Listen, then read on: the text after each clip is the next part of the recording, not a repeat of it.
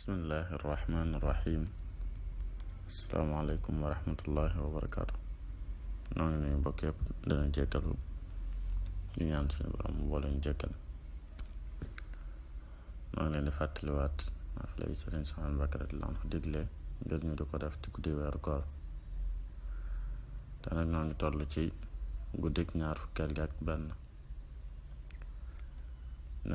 guddi gi ak benn Sëriñ Souhaïbou Mbacké radiyallaahu anhu nee na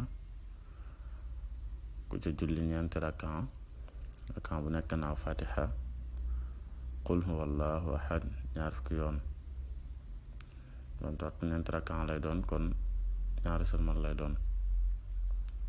rakan bu nekk gannaaw fatiha qul huwa allahu ahad ñaar fukki yoon.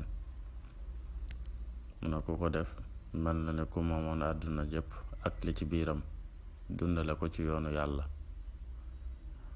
itam mel na ne it ku jàng tawraat, injil, zabur ak furxaan,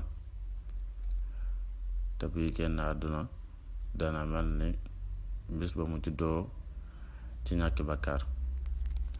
donc kon buy génn àdduna dara ci ay bàkkaar du ko topp.